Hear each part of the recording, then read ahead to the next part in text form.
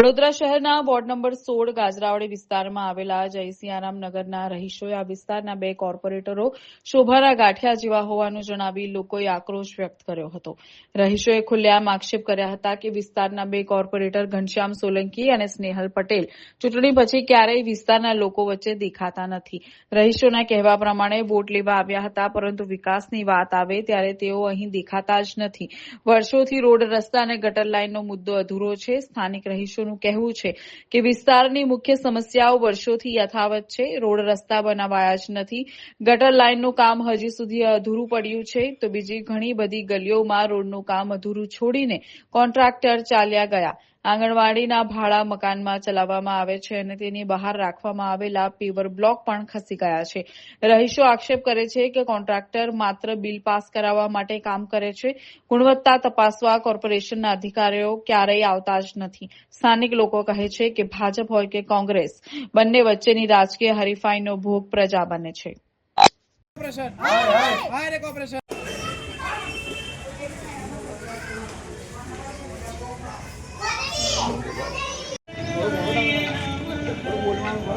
બોલવાનું એટલે વ્યવસ્થિત બોલજો. આમ કાયદેસરનું કાયદાવાળું બોલજો.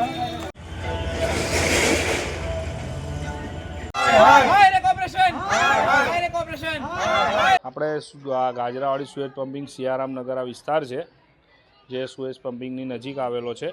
તો આ આપણે સિયારામ નગરની અંદર જે આ આંગણવાડી વિસ્તાર, અત્યારે અહીંયા આગળ ગલીમાં આંગણવાડી છે, કારણ કે અમારે આંગણવાડી બહાર આપી નથી. તો અમારી આ જે ગલી છે એની અંદર જે પ્લેવર બ્લોકનું કામ કરેલું છે, એકદમ તકલાદી કરેલું છે. જે અંદર પાણીની લાઈન નાખ્યા પછી જે પ્લેવર બ્લોક બેસાડવા જોઈએ વ્યવસ્થિત એ બેસાડે નહીં. અત્યારે બધા બેસી ગયા છે. આ છોકરાઓ અહીંયાથી જ્યારે આવે છે, જાય છે તો પડી જાય, બરાબર પડી જાય છે, વાગે છે વારે ઘડીએ, તો એની જવાબદારી કોની? એટલા માટે અમે એમને વારંવાર રજૂઆત કરવા છતાં પણ એમને પ્લેવર બ્લોકનું કામ જે પણ કોન્ટ્રાક્ટર અહીંયા આગળ કરીને ગયો એના પછી અહીંયા આગળ કોઈ પાછું આવ્યું નથી અને વ્યવસ્થિત કરી આપ્યું નથી. આપણે જે પણ કોર્પોરેશનની અંદર અમારા જે અધિકારી લાગે છે, બરાબર છે, તો અમે વારંવાર મેડમે પણ રજૂઆત કરી છે કે ભાઈ અમારા છોકરાઓનો આંગણવાડીના બહાર રમવા માટે કાઢવાના હોય છે, તો પણ એ નીકાળી નથી શકતા, કારણ કે છોકરાઓ પડી જાય છે વારે ઘડીએ અને વાગે છે એમને. હા, કરેલી જ છે અમે. આપણે ઘનશ્યામભાઈ સોલંકી અને સ્નેહાબેન પટેલ.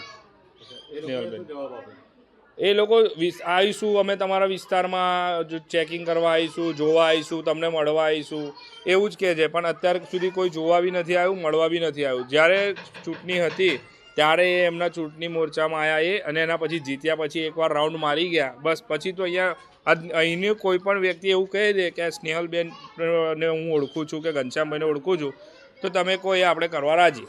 આ વોર્ડ નંબર 16માં સમાજ વિસ્તાર સિયારામનગર છે. ત્યાંથી 6 મહિના પહેલાં એક રોડનું કામ કરવામાં આવ્યું હતું. અમારા વોર્ડ પ્રમુખ નરેશભાઈ રબારીના દ્વારા જાણ કરેલી કે ભાઈ આ રોડનું કામ જરા વહેલી તકે પતાવવામાં આવે. પણ અહીંના વોર્ડ નંબર 16ના જે એન્જિનિયર શાખાના નૈનેશભાઈ કરીને છે, તે રોડનું અડધું કામ પતાવીને, અતુલભાઈ નૈનેશભાઈ રોડનું અડધું કામ પતાવીને એવું કહે છે કે આ રોડ પર તો માટોડી છે, ડામર નખાય નહીં. તો તમે પહેલાં શું જોઈને કામગીરી અડધી કરી? તમે પહેલાં જોયું હોત તો અડધું તમે કામ જ ના કરવું જોઈએ ને. અને વોર્ડ નંબર 16માં એન્જિનિયર શાખામાં એટલા જાડી ચામડીના લોકો છે, અધિકારીઓ, કે કોઈ કોર્પોરેટરનું સાંભળતા જ નથી. ધાક જ નથી રહે, ધારાસભ્ય ધાક નથી રહે વોર્ડ નંબર 16ના અધિકારીઓને. એટલી બધી મિલીભગત ચલાવે છે આ લોકો.